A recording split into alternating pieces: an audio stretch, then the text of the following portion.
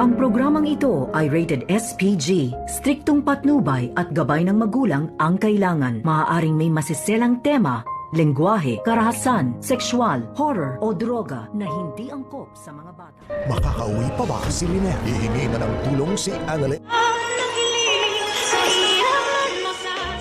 Narito na nga ang ating mga karagdagan na aabangan mamaya sa abot kamay na pangarap. Magiging huli na nga ba ang lahat dito kay Lynette na magkasama itong si Annalyn at RJ?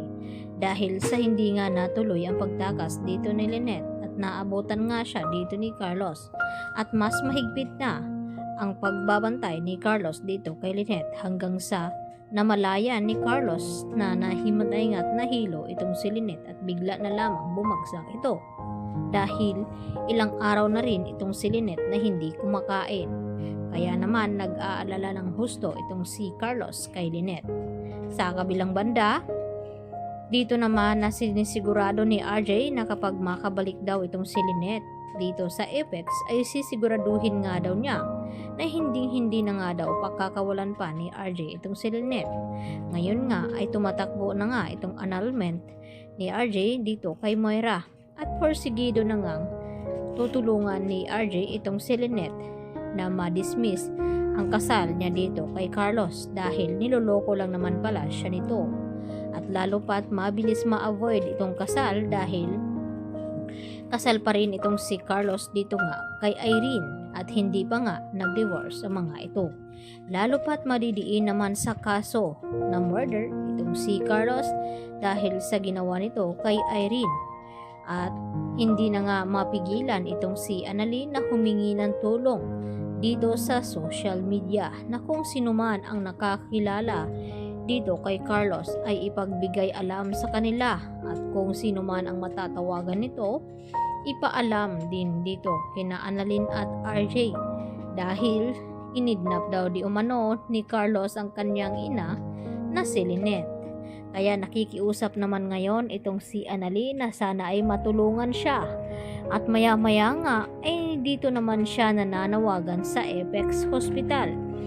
Hanggang sa biglang dumating itong si Harry dahil bigla ngang napanood ni Harry itong pahayag ni Annalyn sa social media na humihingi siya di umano ng tulong sa mga ito na mahanap nga itong kanyang ina dahil namimiligro nga daw ito kay Carlos at ito rin ang hindi nagustuhan ni Harry.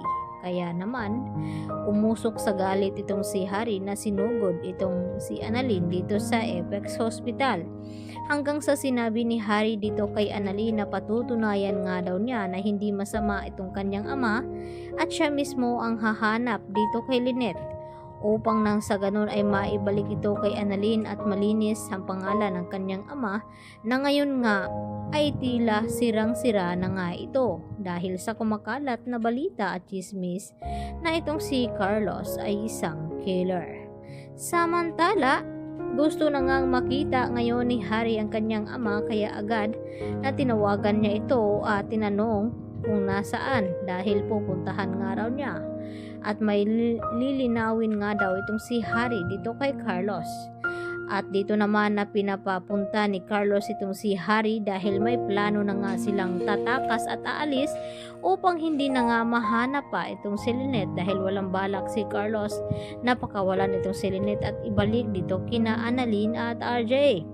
Kaya agad na pumunta si Harry sa address na ibinigay ni Carlos at laking gulat nito nang makita ang kalagayan dito ni Lynette kaya nagtanong si Harry dito kay Carlos na kung ano daw ang ginawa dito kay Tita Lynette, bakit nagkaganoon itong si Lynette at tama nga ang kanilang mga sinasabi na itong kanyang ama ay may kagagawan sa nangyari dito kay Irene.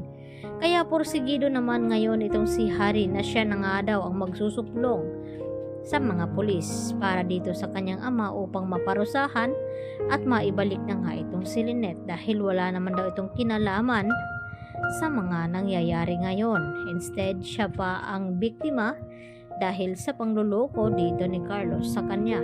Kaya pagsisihan naman ni Harry na kung bakit hindi niya pinapaniwalaan itong si Annalyn sa lahat ng mga sinasabi niya dito tungkol kay Carlos, dahil hindi naman talaga lumaki si Harry dito kay Carlos dahil nagsulo na nga ito sa abroad.